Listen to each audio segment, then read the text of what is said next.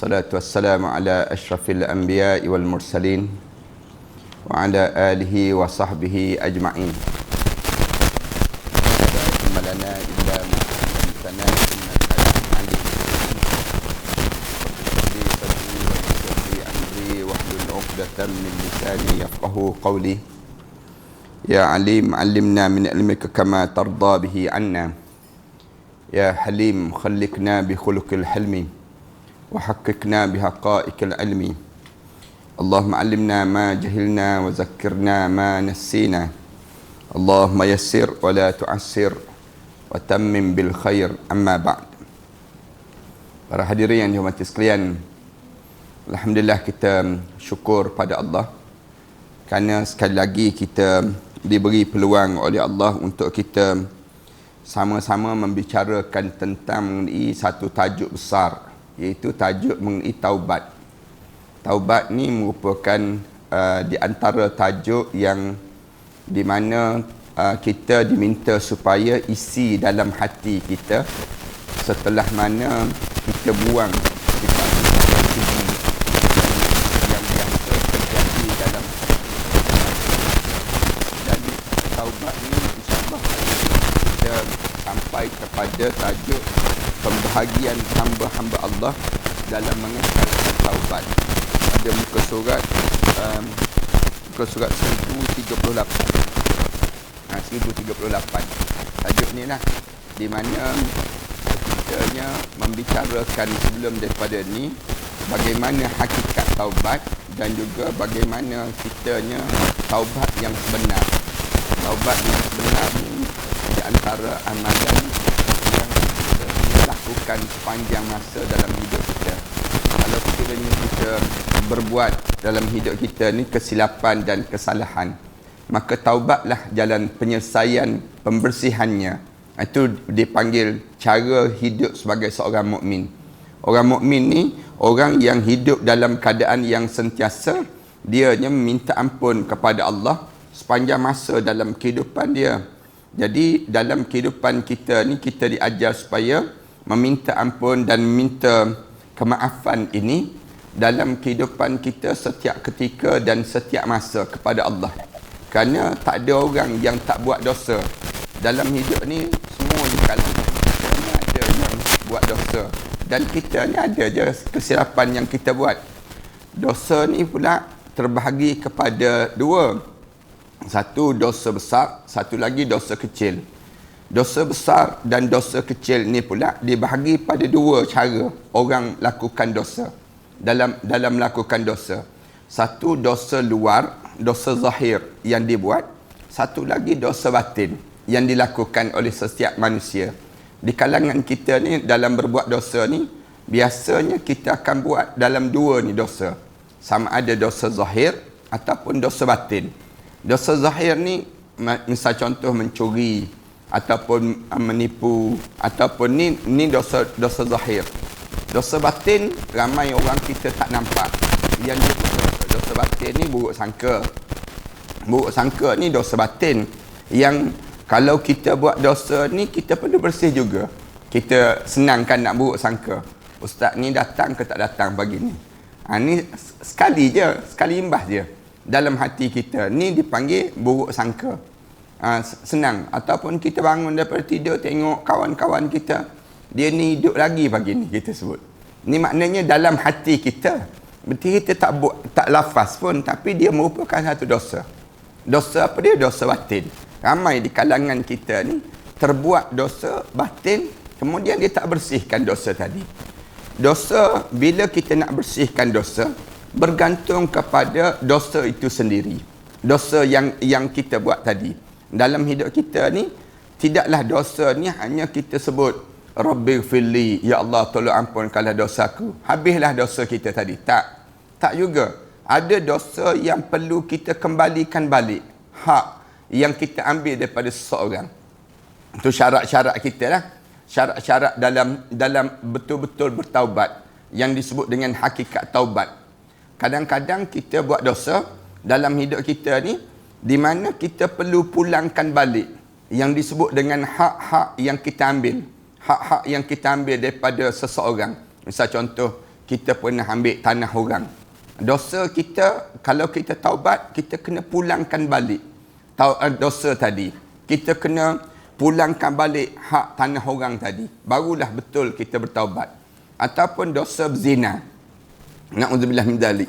Dosa zina. Sebenar taubat zina ni, dosa dia bagaimana?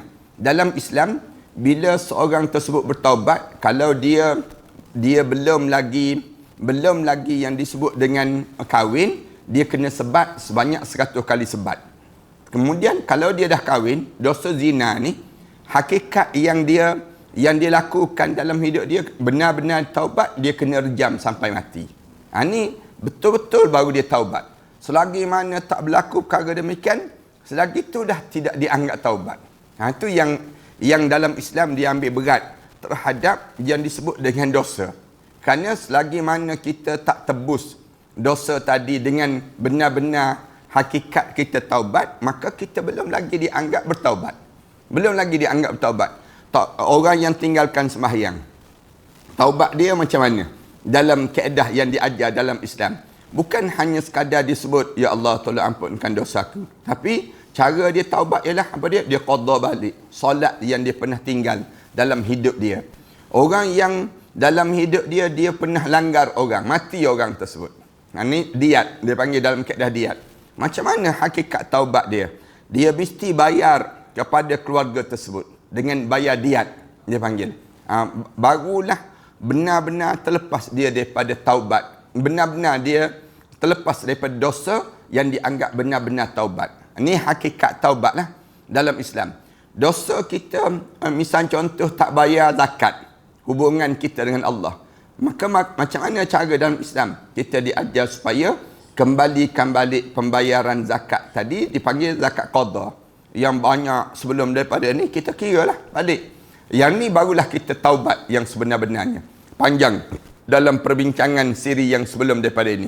Hari ini insya-Allah kita sambung pada tajuk pembahagian hamba-hamba Allah dalam mengekalkan taubat.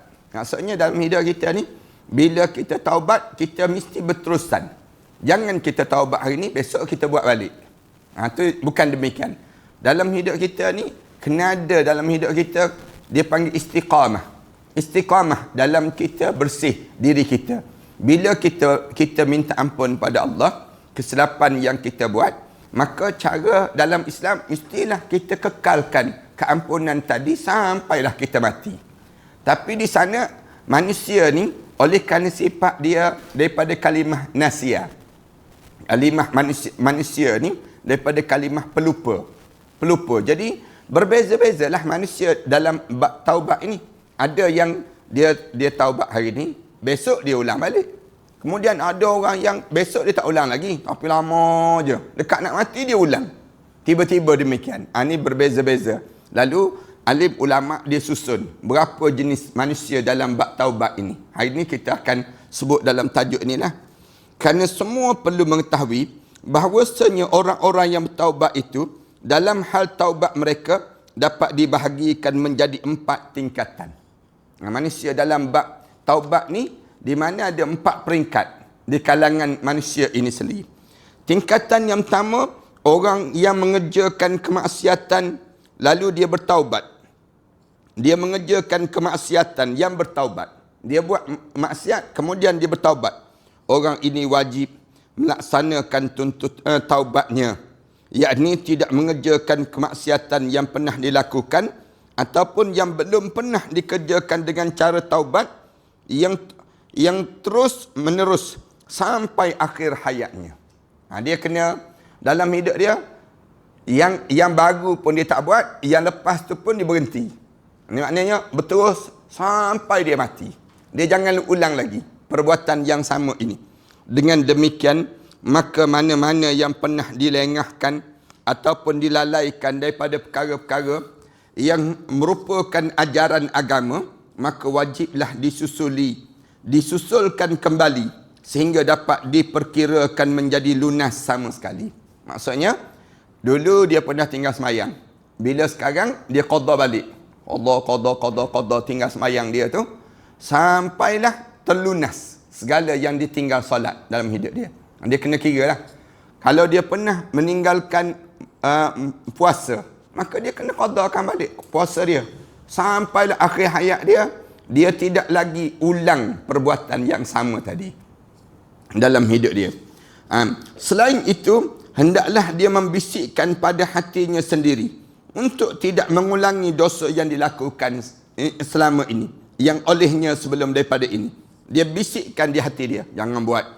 Kalau buat lagi, habislah taubat kita. Dia sentiasa ulang pada hati dia, ya Allah, aku tak nak dah buat, aku tak nak dah lakukan dosa itu. Dosa tu kena bahagikanlah dalam hidup kita.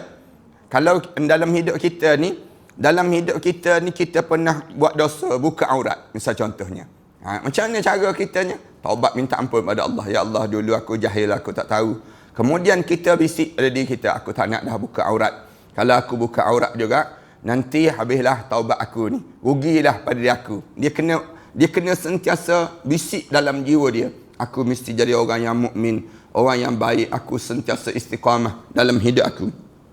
Kecuali kalau memang merupakan kekeliruan, kecuali dia terkeliru dalam hidup dia tanpa disengajakan, yang setiap orang tidak mungkin terlepas daripadanya.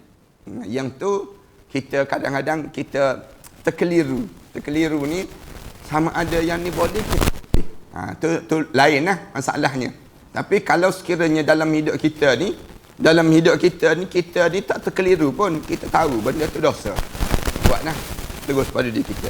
Kerana ada kan dalam diri kita ni kadang-kadang kita ni teragak-agak, yang ni halal ke tak halal. Misalnya air minuman tu barbican, air minuman tu kan,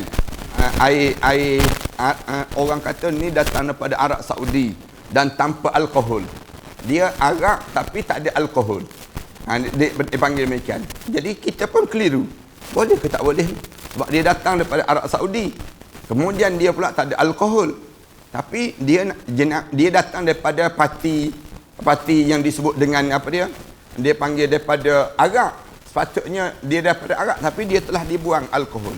Boleh tak boleh dia panggil? Kita pun terkeliru. Boleh ke tak boleh tu? Kadang-kadang kita buat juga. Kadang-kadang kita tinggal. Benda yang demikian. Ini dipanggil kekeliruan dalam hidup dia. Yang setiap tidak mungkin terlepas daripada ini. Kita kadang-kadang tak terlepas benda-benda demikian. Duduk dengan kawan-kawan, tengok kawan-kawan semua minum, kita pun minum jugalah. Kitanya demikian. Tengok orang kadang-kadang yang pakai kopiah pun minum. Yang pakai kopiah pun minum. Kita ni yang tak pakai kopiah, lagi lah kita senang nak minum. Senang kitanya. Kadang-kadang kita pergi masuk restoran. Restoran tu kita keliru. Restoran ni orang Islam ke tak orang Islam? Nama dia restoran Bunga Ros, misal contoh. Nama restoran tu bunyi Bunga Ros, tapi owner dia ni Islam ke tak? Tak Islam. Kita pun tengok, ramai orang yang bertudung dalam tu Islam tu. Kita pun masuk.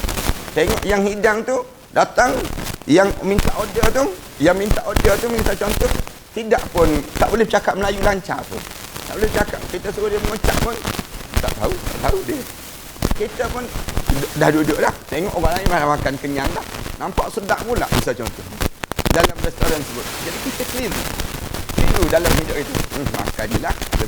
Kitanya demikian dalam kehidupan kita. Banyak kan terjadi demikian dalam diri kita. Macam-macam gaya dalam dunia kita sekarang ni. Banyak kan restoran. Kadang kita masuk nampak halal, ada halal, cok halal misal contoh. Tapi bila masuk tu tengok owner bukan orang Islam ni. Kitanya jadi teragak-agak. Halal ke tak halal ni? Kita tak yakin pada diri kita. Ini dipanggil kesamaran terjadi dalam kehidupan kita. Kerana telah merupakan jadi kebiasaan dalam kemasyarakatan kita lah. Ini kekeliruan yang terjadilah. Ini tentu saja tidak mungkin terjadi pada peribadi para Nabi SAW yang benar. Pada Rasulullah SAW tak terjadi. Bukan ia mengaku-ngaku dirinya sebagai orang-orang pilihan Allah Ta'ala. Kalau orang yang dia jaga betul perintah Allah, dia tolak terus. Dia tolak, dia panggil kesamaran. syubhah dipanggil. Syubhah ni orang yang warak sungguh, dia tinggalkan terus. Dia tak terlibat dengan perkara yang syubhah. Syubhah ni dipanggil kesamaran di kalangan kita. Dalam hadis Rasulullah sebutkan, al-halalu bayyinun wal haramu bayyinun wa bainahuma mutasyabihat. Rasulullah sebut yang halal itu jelas, yang haram itu jelas. Di antara halal dan haram ni dipanggil ada mutasyabihah. Mutasyabihah ni maknanya kesamaran. Agak-agak kita ni ramai yang mengaku Islam tapi dia bukan Islam. Dia munafik. Kita pun jadi keliru dalam hidup kita. Yang ramai terperangkap dekat sini lah. Dipanggil yang mutasyabihah. Lalu Rasulullah sebut, jaga-jaga diri kamu dengan perkara yang syubhah. Kerana orang yang terlibat dengan perkara syubhah ni, lambat laun, waman waqa'a syubhah waqa'a fil haram. Siapa yang terlibat dengan perkara syubhah, lambat laun dia jatuh pada benda yang haram juga. Rasulullah sallallahu alaihi wasallam pesan demikian. Macam kambing yang Rasulullah kata kamu biarkan dia pergi dekat dengan tanah orang, dekat tanah orang. Lama-lama kambing tu akan hulur juga tengkuk dia masuk dalam tanah orang. Pergi makan juga. Demikianlah hidup orang mukmin. Hidup orang mukmin ni kadang-kadang kita pergi dekat dengan antara-antara tu. Antara-antara tu ramai di kalangan kita terlibat. Misalnya contoh muzik dalam istilah muzik kan. Muzik ni hukum dia asal dia harus hukum dia. Tapi bila muzik ni dicemari dengan perkara-perkara yang buruk, akhirnya jatuh benda yang haram. Muzik misalnya contoh datang dengan rock, datang dengan yang black metal, datang dengan apa dia macam-macam gaya, ini jatuh benda yang haram. Kerana kata-kata dia tu kata-kata yang lucah, kata-kata yang buruk dan sebagainya. Tapi datang pula satu zaman di mana orang bawa nasyid. Nasyid ni, baguslah. Selamat balik, dipanggil. Tapi nasyid pun jadi macam muzik juga. Jadi benda yang haram juga. Kan? Nasyid pun puji-puja perempuan. Misal contohnya. Nasyid pun sebut tentang benda-benda yang laga juga. Jadi kita pun teragak-agak halal ke haram benda demikian. Jadi syubhah dalam hidup kita. Akhirnya lama-lama jadi kebiasaan. Biasa tu tak apa je lah. Kita pun anggap semua muzik ni adalah harus. Jadinya demikian. Padahal dia boleh berubah muzik tadi, berubah jadi haram, kemudian jadi halal. Dia akan berubah di sudut berbagai konteks lah, diambil kira pada liriknya, pada bunyi-bunyian yang melalaikan kepada Allah, dia diambil kira semua. Instrumen-instrumen yang ada dalam faktor muzik tadi, alim ulama dia ambil kira. Orang yang warak sungguh muzik pakai terus, tak nak terus. Dia tolak terus. Orang yang warak terus. Yang ni orang yang betul-betul tegak dalam diri dia. Sebab tu kita akan jumpa orang yang kalau kita anggap mutasyaddidin, orang yang tegas dalam beragama. Kadang-kadang ada orang yang dia kata saya tak nak langsung. Rumah saya televisyen pun tak nak. Dia sebut. Kenapa? Ada unsur haram. Dia sebut demikian. Dalam televisyen. Ada benda.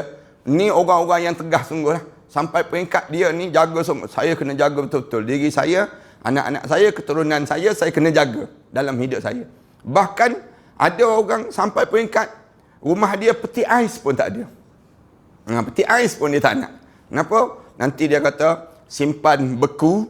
Dah beku tu campur dengan darah. Darah tu nanti dia kata simpanan tadi yang kemudian kita bersih-bersih kadang-kadang tak bersih. Bila cuci nanti. Akhirnya payah. Dia kata tak ada. Peti ais pun tak perlu.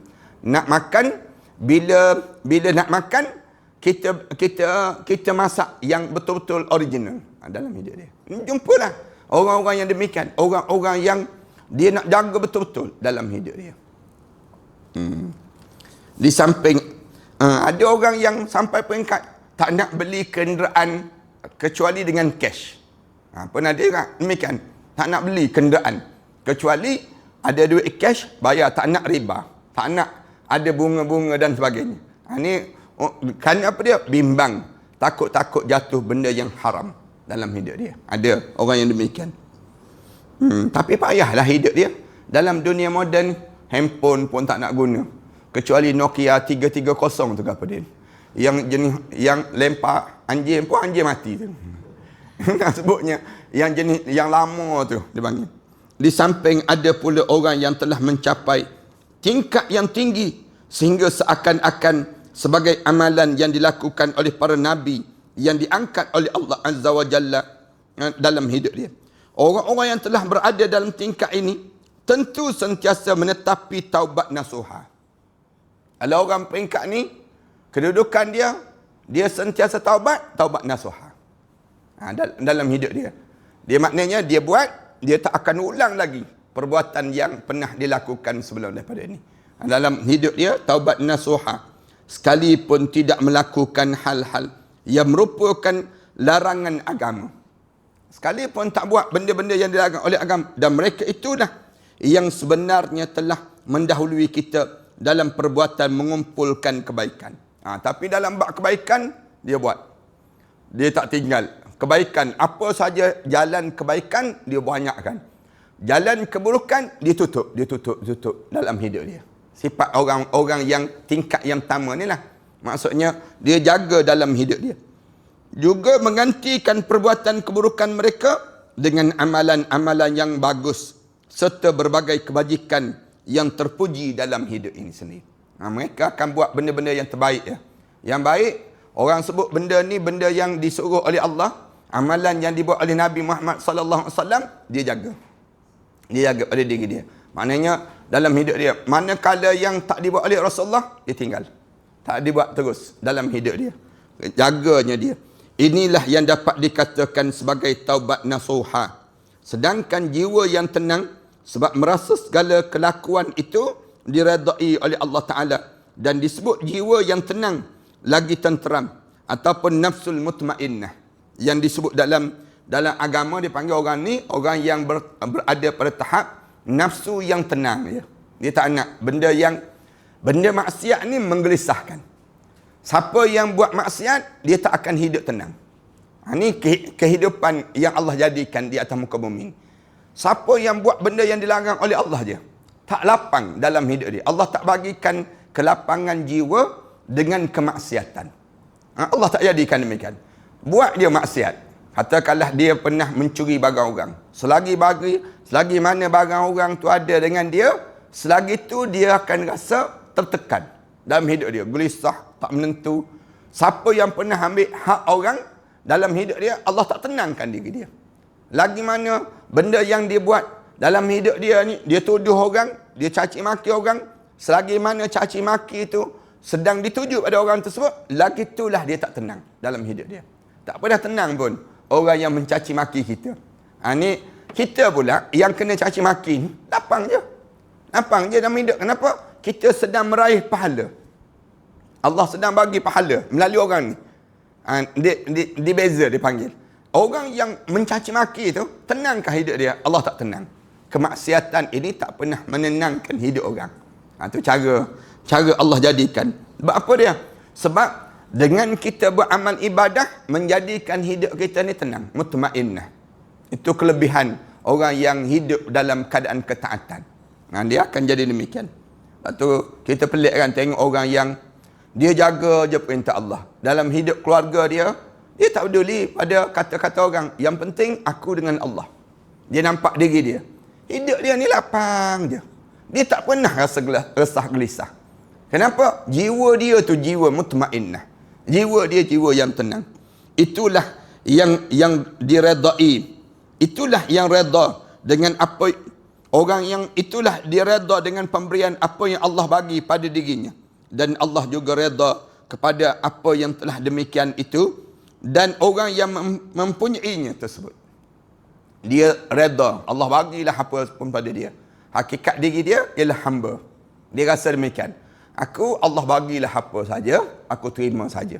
Tak pernah nak mengeluh pada diri dia. Tak pernah dia berkeluh kesah pada diri dia demikian. Kenapa? Dia orang yang lapang pada diri dia. Apa saja yang terjadi dalam hidup dia, dia tak pernah pada diri dia untuk dia nak kata, kenapa Allah buat begini pada diri aku? Kenapa dia macam, dia rasa, aku ni Allah buatlah apa saja, yang penting aku dekat dengan Allah. Tu hebatnya orang yang jiwa dia mutmainnah pada diri dia. Orang yang resah, dia kena sakit sikit dia marahlah pada Allah. Kenapa aku kena sakit Allah? Aku baru je umur 63. Orang lain 93 tak mati-mati lagi. Dia akan jadi demikian dalam hidup dia. Orang yang jiwa dia tenang, tak kisahlah, ya Allah kamu buatlah apa pun. Yang pentingnya aku hamba kamu, ya Allah. Aku terima je lah. Benda apa yang kamu bagi pada aku, perkara apa yang kamu kurniakan pada aku terima. Dengan setiap benda yang diberi oleh Allah. Kadang-kadang kan, Allah bagi satu benda pada diri kita ni, Allah nak tengok diri kita. Setakat mana kita boleh bertahan? Setakat mana jiwa kita sebenarnya? Allah tahu dah. Tapi Allah nak suruh diri kita ni tak kuat lah. Dan setiap benda yang Allah bagi pada kita ni, tak mungkin benda yang membebankan diri kita. La yukallifullahu nafsan illa wus'aha. Itu kita sentiasa ajar. Dan kita membaca doa, Rabbana la tu'akhizna in nasina. Ya Allah, jangan kamu ambil dosa pada aku kalau aku lupa. Au akhtana, ataupun aku tersilap. Wala tahmil alaina isran kama hamaltahu ala alladhina min qablina. Jangan kamu bebankan pada aku ni satu benda yang orang yang tak mampu. Wala tuhammilna ma la taqata lana bih. Jangan kamu beban diri aku ni satu benda yang aku tak mampu nak pikul, ya Allah. Ini orang yang peringkat yang pertama ni lah. Sebenarnya mereka itu telah diisyaratkan dengan sabda Nabi sallallahu alaihi wasallam. Rasulullah sallallahu alaihi wasallam sebut, sabaqal mufarriduna al-mustahtaruna bi dzikrillah ta'ala wa dzikru anhum azwajahum aw awzarahum fawaraddu al-qiyamah khifafan. Sudah menanglah orang yang menyendiri. Rasulullah sallallahu alaihi wasallam sebut, sabaqal mufarridun, berjayalah orang yang hidup dia mempertahankan diri dia sebagai seorang mukmin. Sabaqal mufarridun, Rasulullah sebut demikian. Berjayalah orang-orang yang mempertahankan diri dia. Al-mustahtaruna bi dzikrillah ta'ala, yakni yang amalannya tidak buruk seperti orang-orang kebanyakan.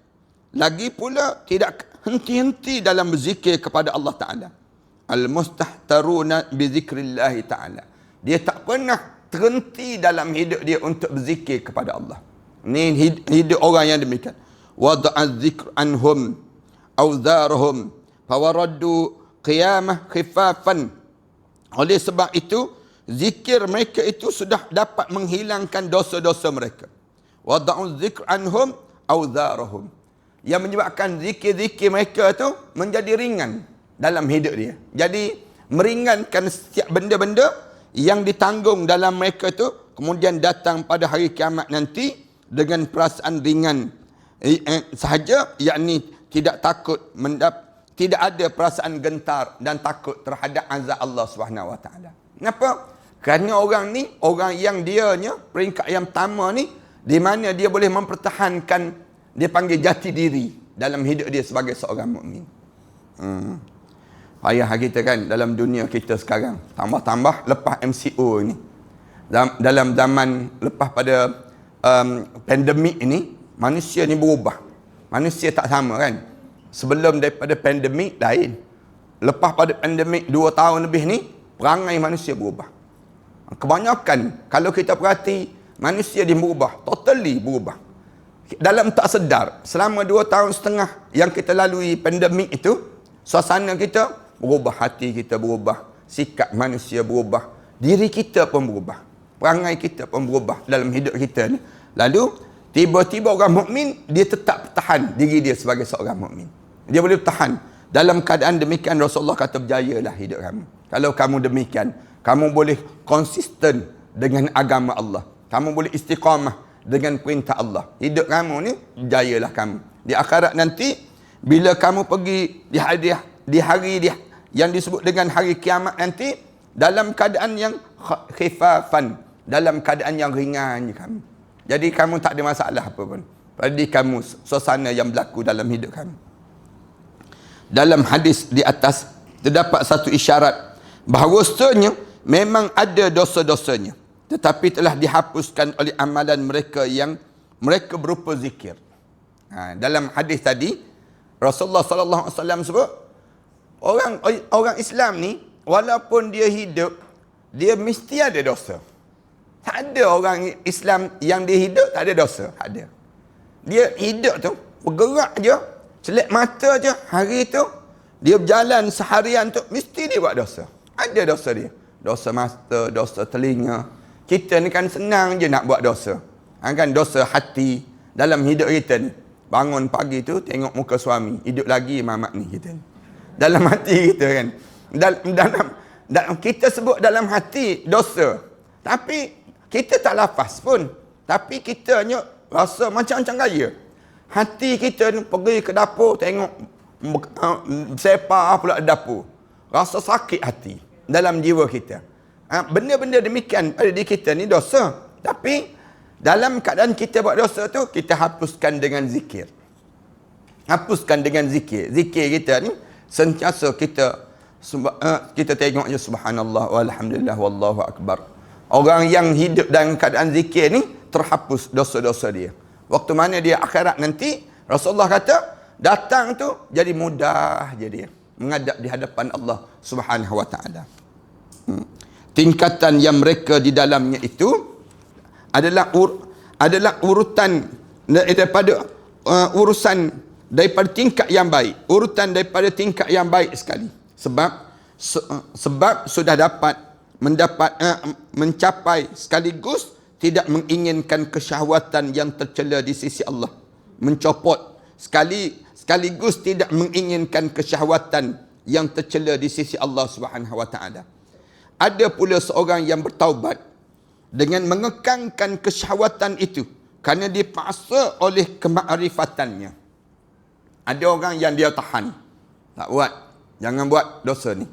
Dia panggil, dia tahan diri dia, jangan buat dosa. Kerana apa dia? Aku tahu kesan daripada buat dosa ni bahaya sangat dalam diri dia. Kemakrifatan dia panggil. Ada orang yang demikian lah, dia tahan.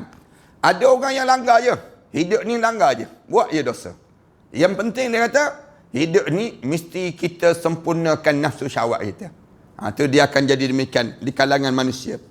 Jadi di saat mana kemakrifatannya itu menjelma, segala keinginan yang buruk dapat ditahan dan dapat mencegah dirinya berbuat yang tidak baik. Selain daripada zikir, nak sebut tadi, selain daripada zikir, ialah kemakrifatan. Kena ada pada diri kita. Makrifah ni maksudnya apa dia? Kita tahu makrifah daripada kalimah arafah, mengenali. Kalimah kita tahu, kesan. Orang yang dia tahu kesan, orang ni ada makrifah. Senang ceritanya. Setiap benda yang kita buat ni, kita kena ada dipanggil tahu baik buruknya. Kesan yang berlaku lepas pada tersebut. Kalau kita ada benda ni, maknanya kita ada makrifah. Kalau kita tak tahu satu benda ni, kita tak tahu, kita langgar je, buat je. Tanda kita tak ada makrifah. Dalam Islam ni, Islam dia nak suruh kita ada makrifah. Makrifah ni maksudnya apa dia? Sebab tu datang daripada awal-awal kalimah yang diajar oleh Allah, Iqra, bacalah dalam hidup ni. Tujuan apa Allah suruh kita belajar? Tujuannya nak suruh ada makrifah. Macam kita datang majlis ilmu begini ni, bila kita duduk majlis begini, baru kita tahu, oh gini rupanya. Baru kita tahu. Kalau kita tak buat taubat yang sebenarnya, maka sampai di akhirat nanti terbebanlah kita. Terbeban di akhirat nanti. Dalam hidup kita ni, supaya tak terbeban di akhirat, maka taubat di dunia. Taubat di dunia ni. Kerana taubat ni berakhir bila? Berakhir bila sampai roh sampai di halqum. Berakhir bila? Bila matahari terbit sebelah barat, tenggelam sebelah timur. Berakhir taubat. Taubat ni ada dua masa ni je. Dalam hidup kita berakhir. Dan amalan yang kita kena buat di atas dunia ni, sebelum kita pergi ke barzakh, sebelum kita pergi ke mahsyar, ialah amalan taubat. Amalan taubat ya, yang kena sentiasa dibuat. Selain daripada amalan yang disuruh oleh Allah, kemudian diselangi dengan hujung tu ialah taubat. Taubat ni di antara amalan yang sentiasa kena buat. Sebanyak berapa kali? Lebih 70 kali sehari. Sebagaimana makan makan, kita makan. Kenapa nak suruh hidup? Nak suruh hidup, nak suruh hidup. Taubat nak suruh hidup jiwa kita. Ruh kita ni hidup. Kalau kita tak taubat, ruh kita akan mati. Itu kesan dia panggil demikian. Daripada mana kita dapat tu? Daripada ma'rifah yang kita belajar. Bila kita tahu ma'rifah yang ada pada diri kita ni, yang menyebabkan kita sentiasa berbuat sesuatu, kita akan kekang diri kita. Tak boleh ni. Kawan kita ajak, jom. Kita, sesama orang begini je. Kawan kita tanya, ni tanda kita tak mengumpat lagi dah ni, misalnya. Kawan kita sebut, jom kita pergi mengumpat. Mengumpat, hilang sesama. Contohnya. Kawan kita sebut demikian pada diri kita. Kita pun, jom. Misal tersebut. Bila kita jom tu, tiba-tiba kita teringat, kesan daripada aku mengumpat, di sana akan bahaya pada diri aku. Aku makan daging orang. Dia mula kita tahu. Daripada mana ni? Makrifah. Makrifah itulah mengekang diri kita daripada nak buat benda yang dilarang oleh Allah. Itu penting dalam hidup sebagai seorang mukmin. Kalau kita tak belajar macam ni kan, kita tak jumpa ilmu-ilmu macam ni. Kalau kita tak duduk dalam majlis-majlis ilmu yang detail disebut, kita tak menjumpa ilmu-ilmu sebegini.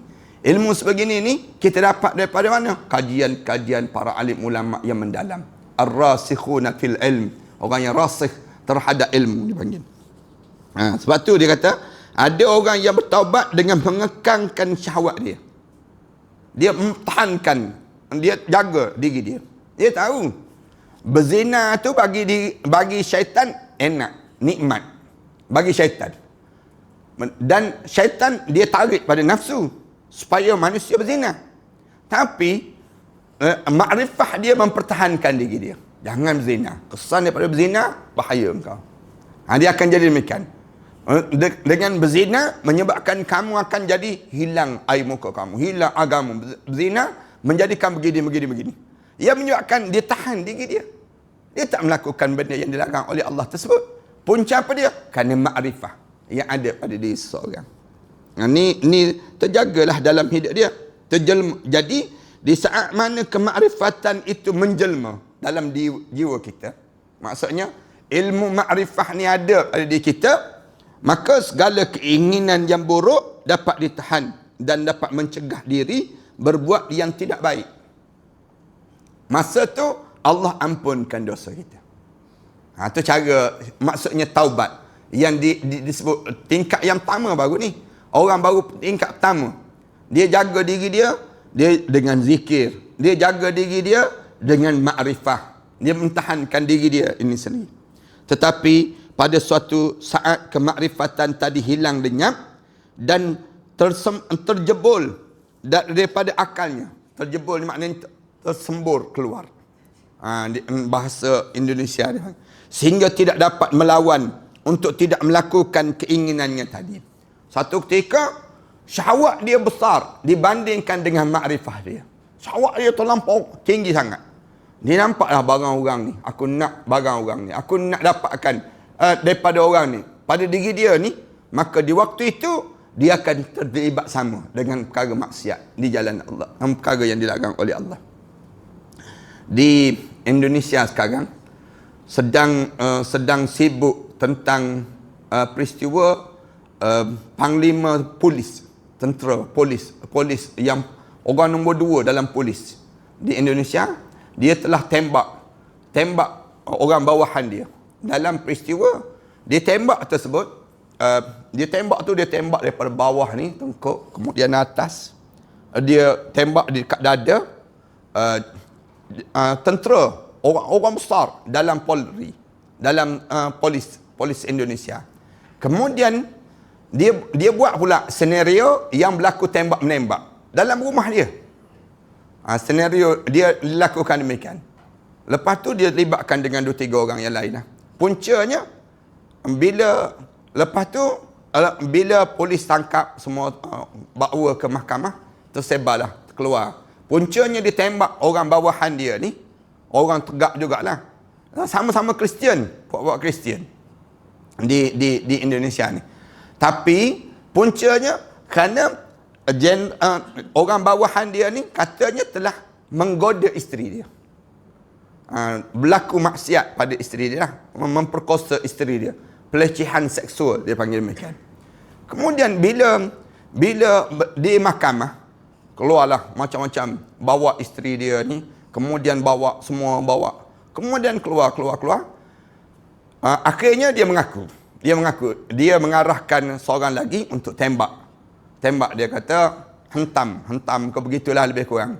Kemudian bila dia mengaku dia arah. Tapi dalam masa yang sama juga dia pun turut serta menembak. Tapi dia tak mengaku yang dia menembak kali yang keempat ke yang kelima.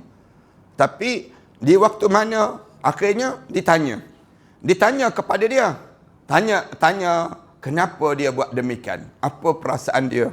Akhir sekali dalam kes mahkamah, anda ikutilah semua peristiwa mahkamah di Indonesia ni pula ditayangkan, ditunjuk dalam media massa, ditunjuk macam terbuka, dia tidak ada tertutup begitulah. Jadi kita boleh ikutilah siri-siri yang berlaku tersebut.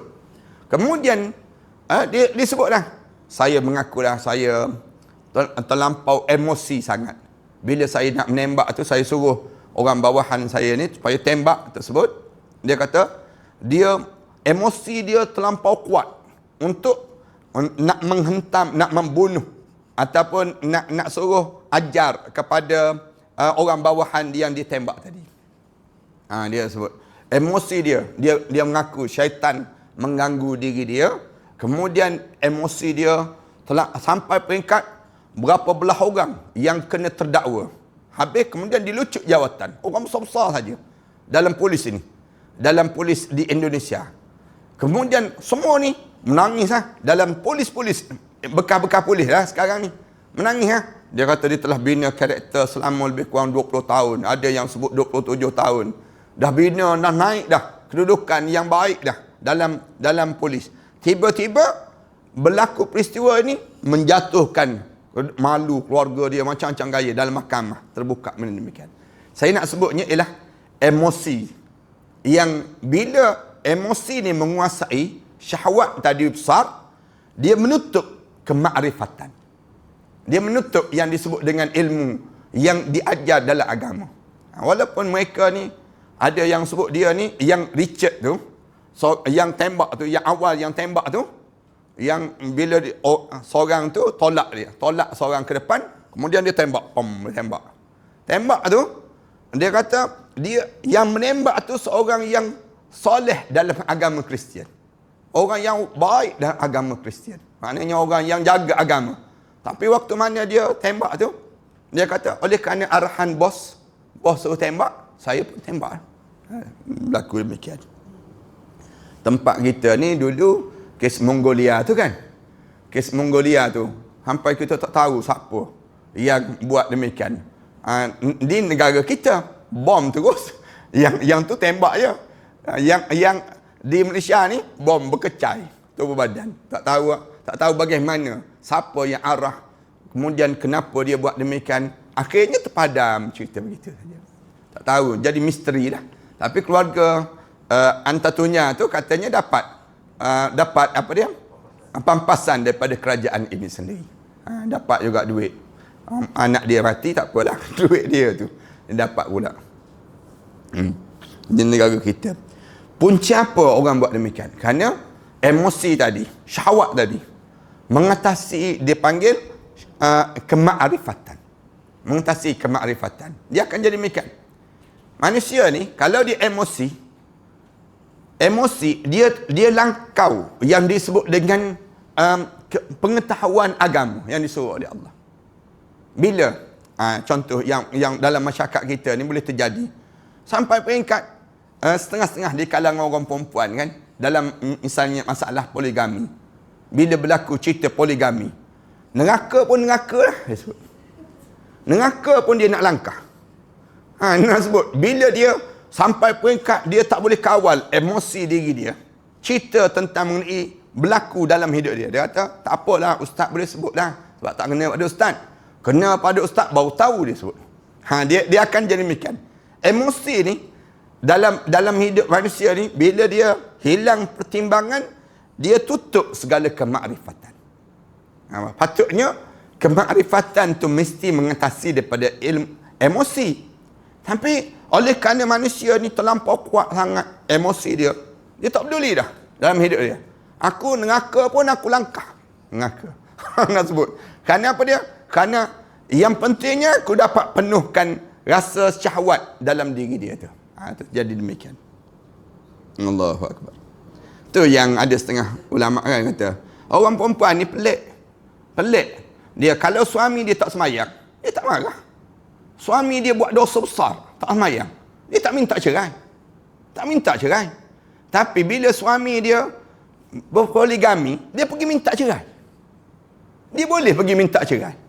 Nak sebutnya, padahal yang sembahyang tu buat dosa. Poligami tu buat benda yang dibenarkan dalam agama. Bukan buat benda yang mungkar pun. Ini marahnya orang perempuan sebut. Nak sebutnya. Tapi kerana poligami tu, emosi dia tu, dia jadi tertinggal kemakrifatan dalam hidup dia. Dia tertinggal.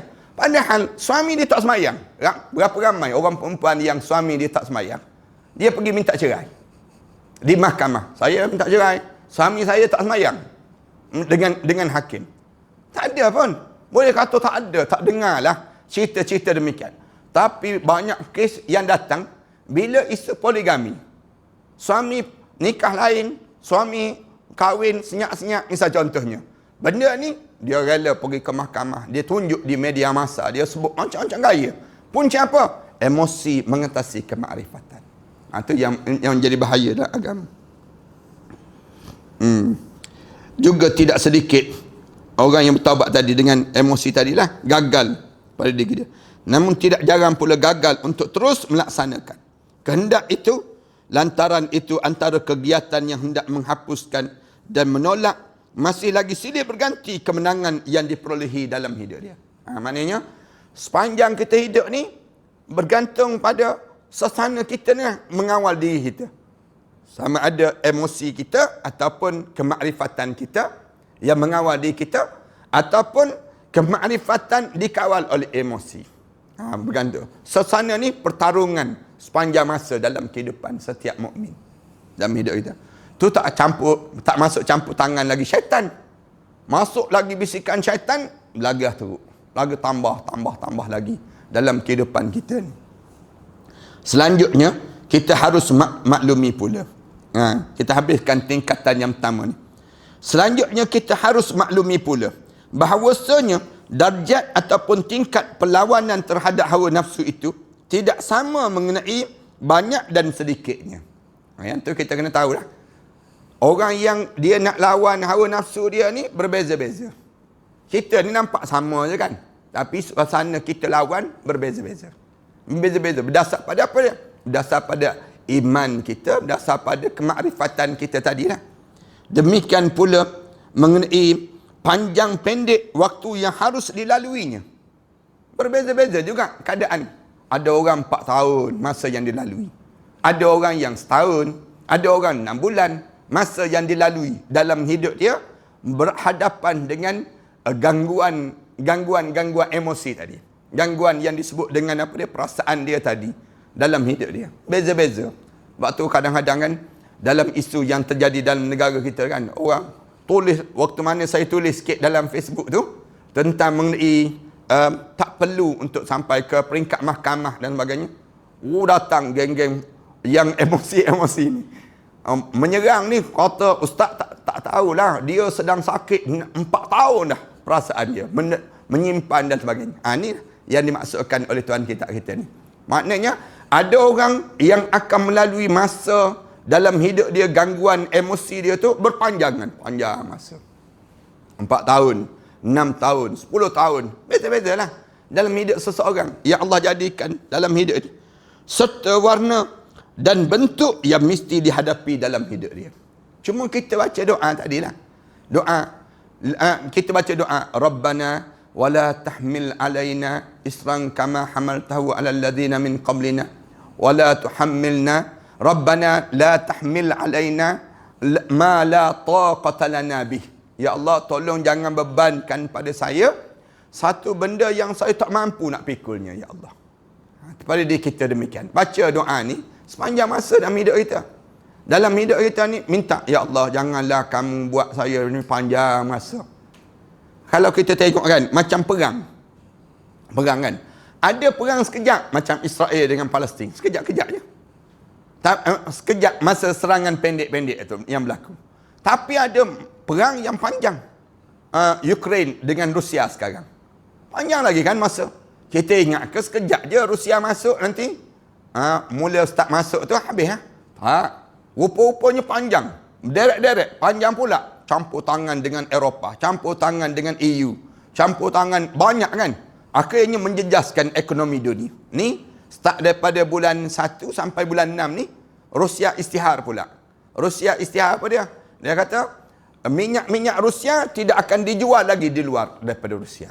Selama 6 bulan Rusia keluarkan sekatan pengeluaran minyak dia keluar daripada Rusia ini sendiri.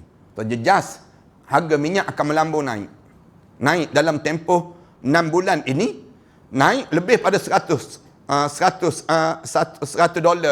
dalam satu barrel. Yang sekarang ni lebih kurang $84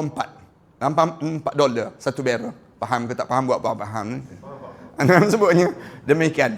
Kemudian yang Eropah pula dia kata boleh beli minyak dengan Rusia dengan syarat $60 US saja. $60 saja. Rusia kata kami tak akan jual langsung. Senang cerita. Tutup terus. Bila harga naik, melambung naik, benda akan ikut serta naik apa dia? Barang-barang. Harga barang akan naik. Dia bukan saja menguntung pada Petronas. Bukan menguntung saja pada itu. Harga barang ni akan naik. Dalam tempoh 6 bulan akan datang. Ekonomi dunia akan merudum. Dia akan kesan banyaklah inflasi akan terjadi, pengangguran.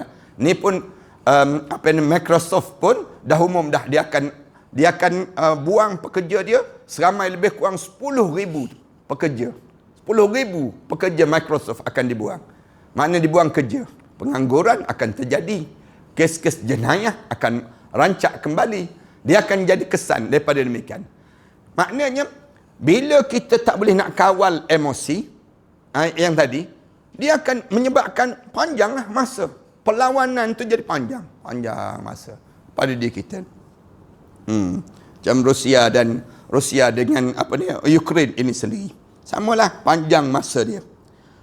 Kemudian demikian pula mengenai panjang pendek waktu yang harus dilalui. Serta warna dan bentuk yang mesti dihadapi.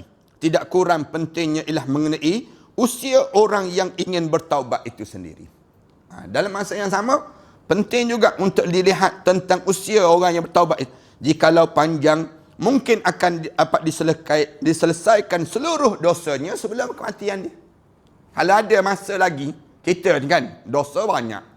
Sebelum kita mati, nak selesai semua isu-isu dosa kita. Dosa ni beban. Sebelum kita mati, mungkin kita selesai. Tapi ada orang yang dia mati tak selesai lagi dosa dia. Yang tu yang jadi masalah. Dia dah mati dah, tapi dosa dia masih hidup.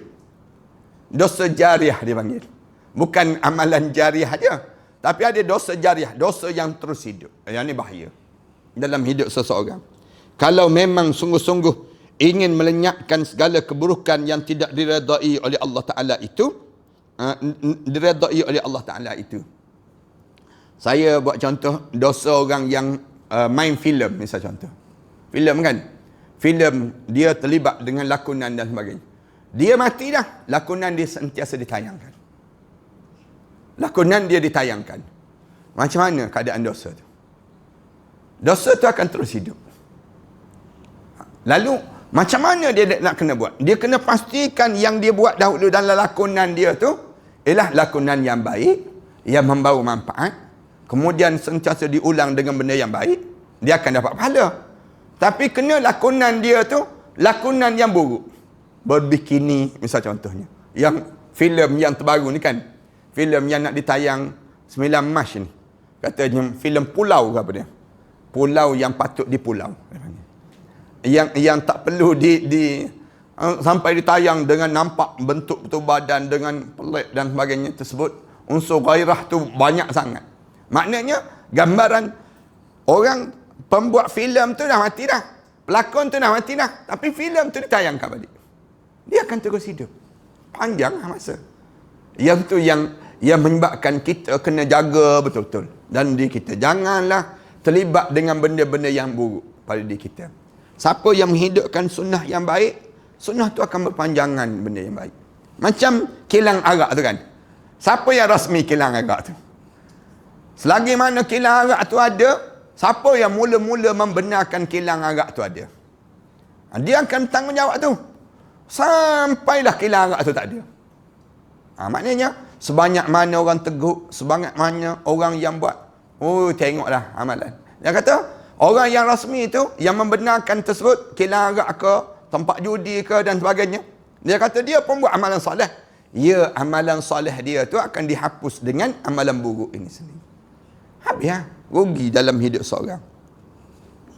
Bukankah banyak orang yang juga mulai berhasrat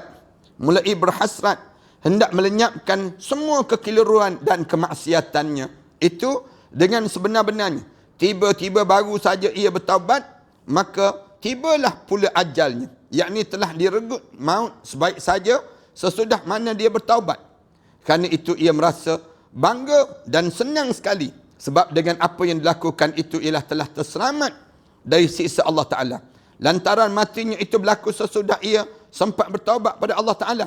Ada orang yang lain pula sesudah terlalu lama melakukan taubat dan telah mengambil masa yang panjang dalam berjihad dan bersabar membuat taubat, sehingga sempurnalah istiqamahnya ataupun kelurusan dirinya, teguh dan mantap hatinya, serta banyak pula kebaikan dan kebajikannya. Keadaan yang demikian ini tentulah lebih tinggi tingkatannya dan lebih utama serta lebih mulia daripada yang lain dalam tingkatan menghentikan keinginan dan kesyahwatan.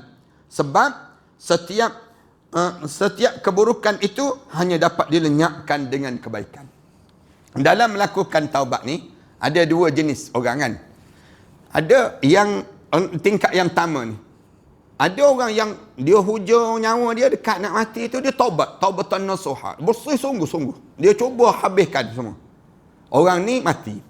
Dia kata, selamatlah saya sempat taubat sebelum mati. Itu satu. Ada satu lagi, dia taubat sekarang. Tapi lambat lagi nak mati. Tapi dia istiqamah dengan kebaikan. Dia tahan, jangan buat lagi maksiat. Jangan buat. Mana kedudukan yang lebih tinggi? Kemudian sampai ujung je, mati dia. Tentulah orang yang kedua lebih baik daripada orang yang pertama tadi. Orang pertama tu, yang dia mati di saat mana dekat nak mati, dia sempat taubat. Dia sempat taubat. Tapi dia tak sempat nak buat kebaikan. Dia mati. Yalah, dia bersih lah. Sebab tu Allah jadikan syurga ni bertingkat-tingkat. Kita belajar kan. Syurga ni Allah tak jadikan orang masuk syurga sama level. Tak. Masuk syurga ni Allah buat 99 tingkat. 99 tingkat.